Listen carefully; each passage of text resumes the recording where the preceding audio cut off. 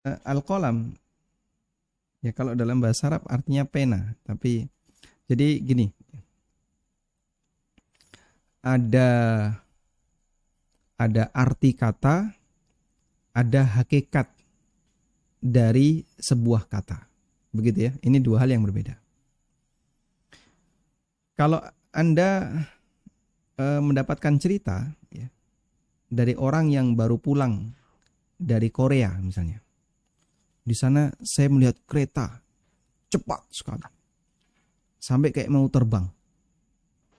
Tapi Anda tinggal di Abu Dhabi, ada kereta nggak? Ada ya? Dubai ada Pak Ustadz, di Oh, Dubai. di Dubai ada ya? Di Ah, Dubai sama ya? di Ruwais juga ada sekarang. Di? Di Ruwais ada, di Abu Dhabi juga. Dari Ada ya? Ruwais ke ini, mengangkut Baik, sulfur itu kalau nggak salah. baik. Anda misalnya cerita ya, ada orang dari Korea cerita atau dari Jepang. Dia cerita, di Jepang saya naik kereta Shinkansen.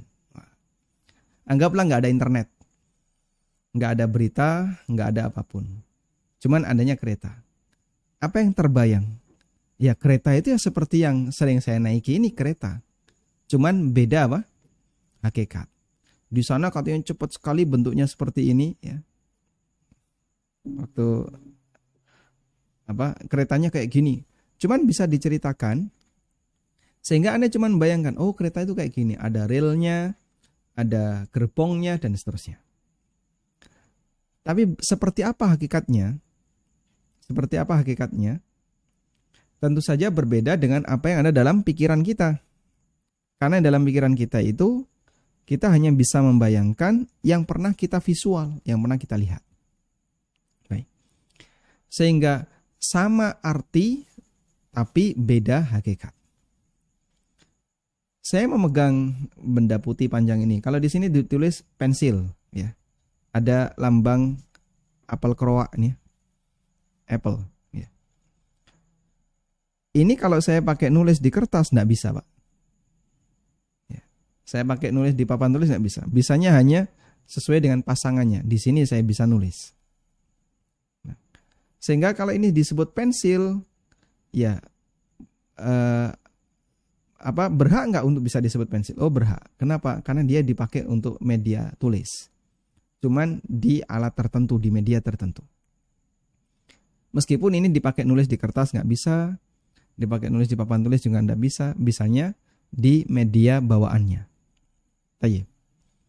Intinya, kalau kita mendengar istilah A, maka kita pahami sebagaimana makna kata itu, namun hakikatnya seperti apa, wallahu a'lam. Sehingga kalau kita mendengar al-qalam, ya al-qalam secara bahasa artinya pensil atau pena. Nah selanjutnya pena itu kayak gimana? Apakah fungsinya hanya untuk nulis saja atau bagaimana?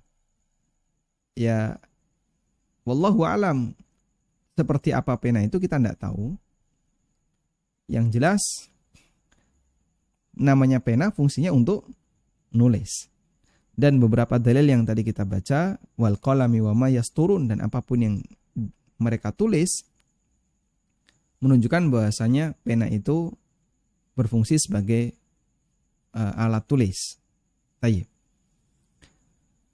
Selanjutnya, apakah benar bahwasanya Nabi Idris alaihissalam adalah manusia pertama yang menggunakan pena untuk nulis? Wallahu alam, saya tidak tahu.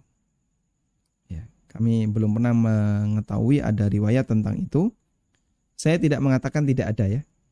Tapi saya katakan saya tidak mengetahui ada riwayat tentang itu. Kalau misalnya Bapak Ibu ada yang tahu, nanti tahu riwayatnya ya. Nanti bisa disampaikan ke saya. Dan saya sampaikan jazakumullah khairan. Terima kasih sekali sudah diberitahu tentang itu. Karena sampai sekarang saya belum pernah tahu tentang adanya riwayat bahwasanya Idris alaihissalam adalah orang yang pertama kali menggunakan al-qalam. Wallahu a'lam.